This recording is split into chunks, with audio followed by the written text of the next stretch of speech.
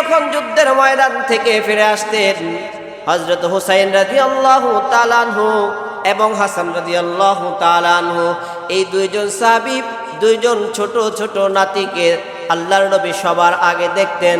এবং কে নবী যে নামাজে সিজদা অবস্থায় হুসাইন রাদিয়াল্লাহু তাআলা আনহু, হাসান রাদিয়াল্লাহু তাআলা আনহু আল্লাহর নবীর সিজদা অবস্থায় পিঠের উপরে উঠে আমার নবীর মাথার পাগড়ি মোবারকের মাথাটাকে ধরে ধরে বলে, গোড়া চালায় গোড়া চালায়।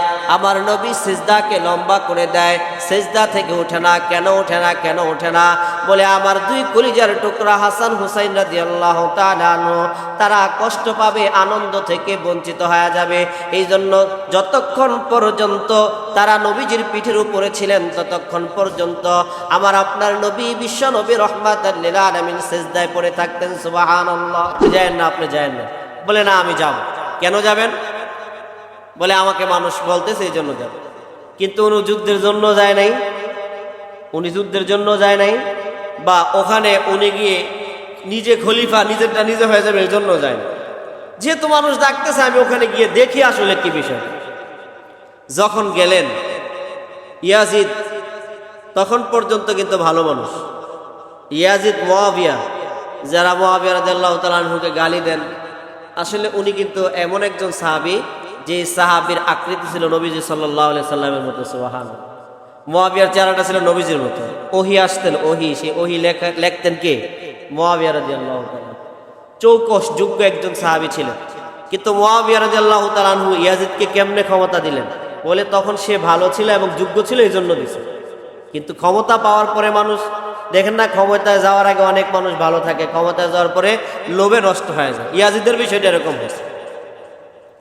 হযরত ইয়াজিদ রাদিয়াল্লাহু তাআলা আনহু তখন ইয়াজিদে কি ভালো মানুষ। যখন উনি গেলেন তো কুফার গভর্নর বানায় দিলেন কাকে? কুফার গভর্নর বানায় দিলেন ওবায়দুল্লাহ ইবনে জিহাদকে।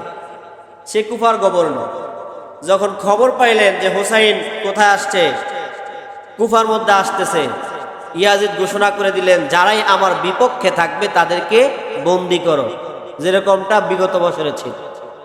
যারাই আমার বিরুদ্ধে কথা বলবে তাদেরকে কি করো? বন্দী করো। তখন ওবায়দুল্লাহ ইবনে জিয়াদ এই কথা বললেন কাকে? ওমর ইবনে সাদ। এই ওমর ইবনে সাদ, হযরত ওমর ইবনে সাদ রাদিয়াল্লাহু তাআলা আনহু, সে কি করলেন? হুসাইন রাদিয়াল্লাহু তাআলা আনহুকে বন্দী করলেন। বন্দী করার পরে হুসাইন দেখলেন যে পরিবেশ ভালো না। উনি তিনটা প্রশ্ন করেন, তিনটা প্রশ্ন তাদের সামনে ছুড়লেন। নাম্বার 1, আমাকে মক্কায় যেতে দাও, আমাকে ফিরাকো যেতে দাও, মক্কায় যেতে দাও, আমার দরকার নাই। আমি বুঝতে পারছি আসলে উদ্দেশ্য ছিল আমাকে হত্যা করা।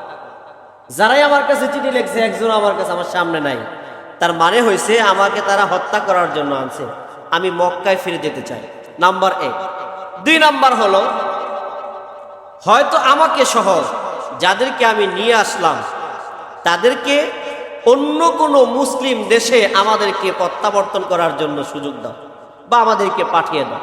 3 নাম্বার কথা হলো, আর না হয় সরাসরি ইয়াজিদের কাছে আমাকে নিয়ে যাও, আমি তার সাথে কথা বলে আমি তার হাতে বায়াত গ্রহণ করব।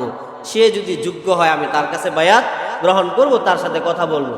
এখানে কোনো ঝগড়া ফাসাদ বা যুদ্ধের কোনো কথা নেই। এই 3 প্রশ্ন ছুড়ে দিলেন।